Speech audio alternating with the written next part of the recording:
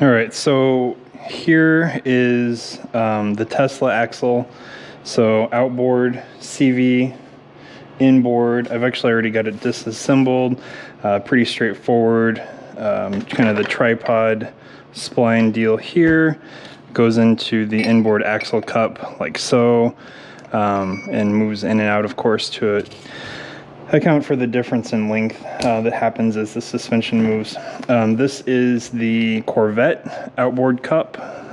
So what's going to happen is essentially custom axle. This will be the outboard in place of this guy. This works with the Corvette hubs and bearings that I have, and then the Tesla inboard, and then custom axle between the two.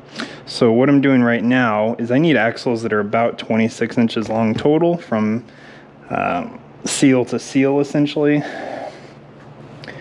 But what I want to do before before I get these built, because they're not going to be cheap, and I want to do this once and do it right, is I'm going to cut these axles, both of them, so the others are up there, and put them in place, make them just a little shorter than they need to be, and then weld a piece of metal between the two, disconnect the suspension, the shock at least, so I can move the suspension through its entire arc and make sure it doesn't bind or bottom out. So anyways, that's what I'm doing right now, is cutting these, and yeah, go from there. So got a right angle grinder, I've got some cutoff wheels. I think the Sawzall is the most fun way to do this, probably.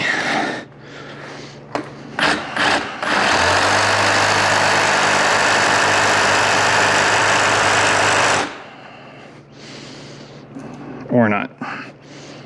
Okay, so Sawzall didn't work. Go to the cutoff wheel.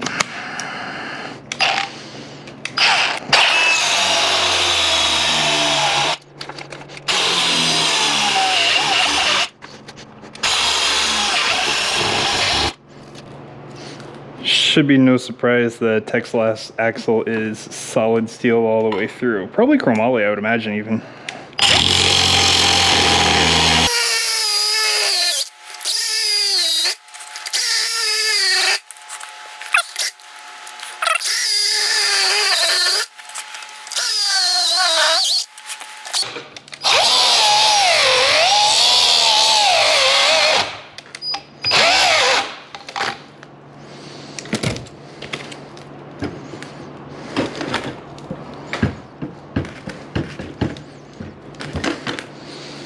There we go.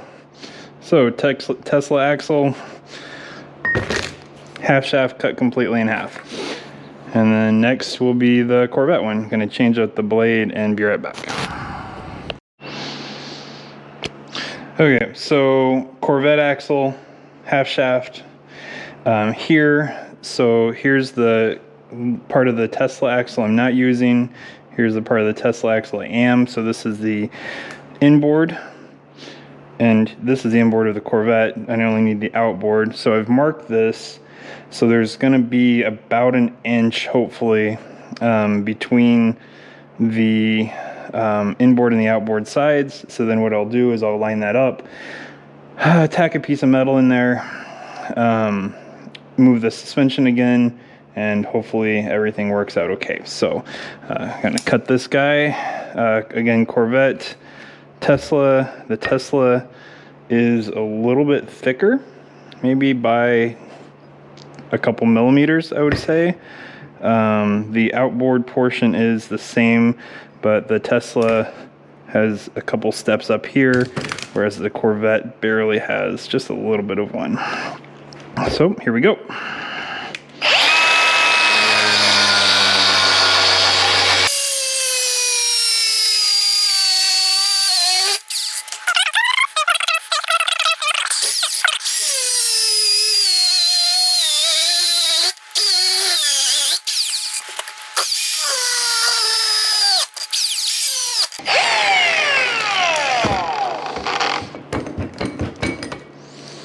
Here we go. So again, I don't know if you can tell the difference. decent amount there. So trash, not use any of those. So it's gonna look like this. All right, so the Tesla inner, like so. There's a little snap ring that goes on the end. Don't forget that if you're doing this yourself. That goes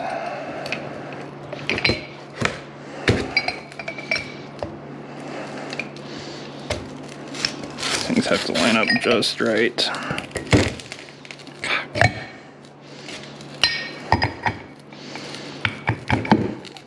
Okay, so like so.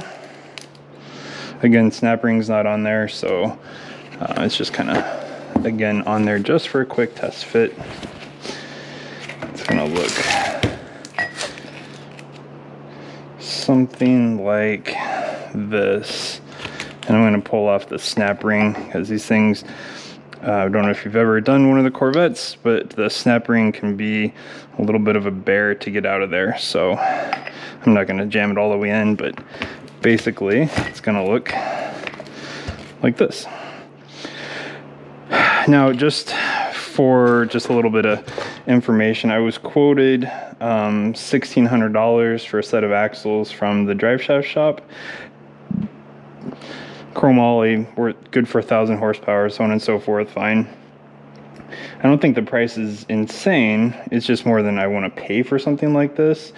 Basically what it was going to do is going to replace the outers completely, new custom shaft, and then reuse the inner cups with a new tripod obviously on it.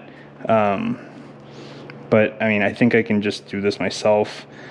So I've got a connection that's probably be able to just build me a chromoly center piece, the actual shaft itself. Save a bunch of money, and in the end probably not be any difference in strength. Reusing the Corvette outer cups, I know that there are some stronger ones out there that are available. I honestly don't think I'll need it. We'll see. If it breaks, it breaks, and easy enough to replace down the road. Anyways, I'm gonna go throw these in the car and see what we got.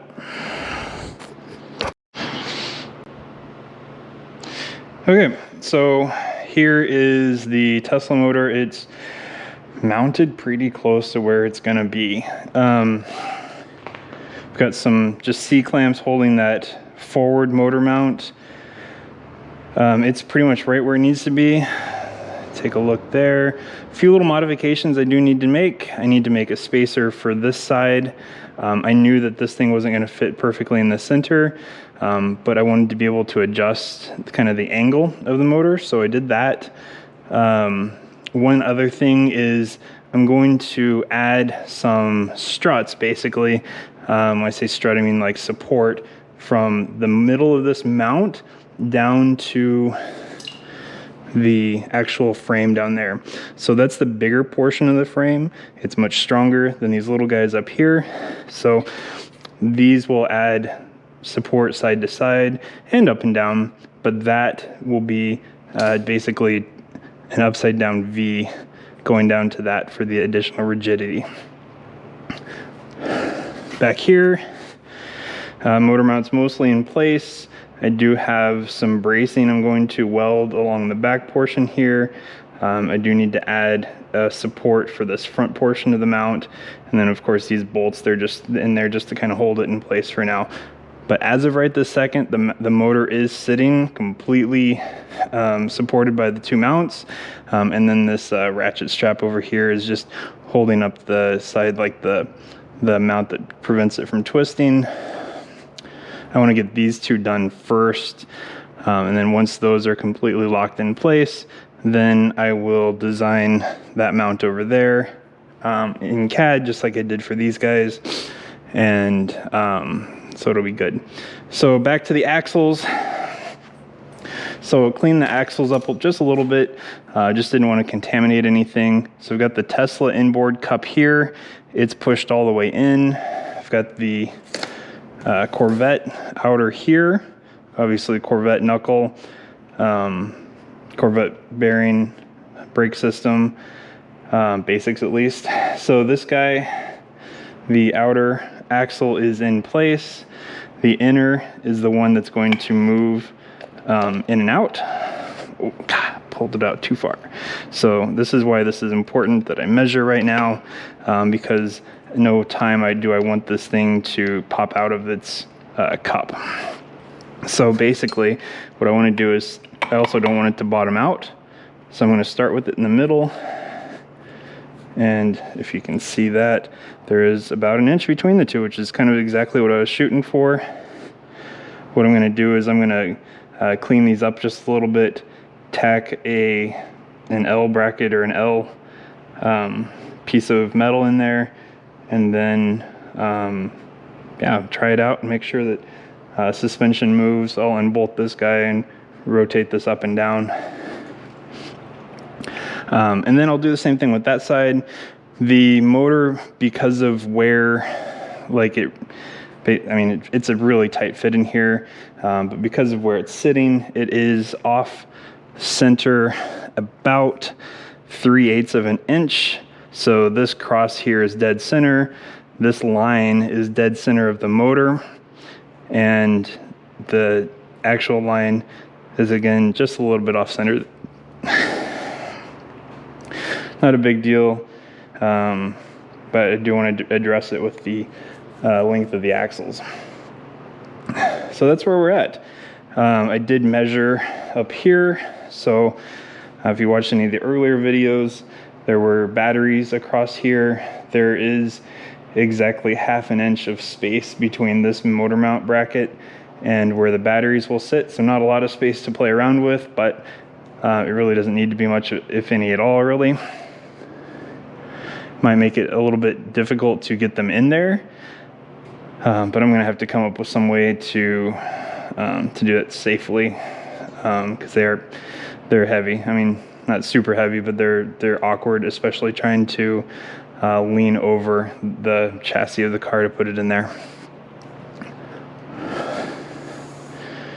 And yeah, so that's where we're at. I think of what else.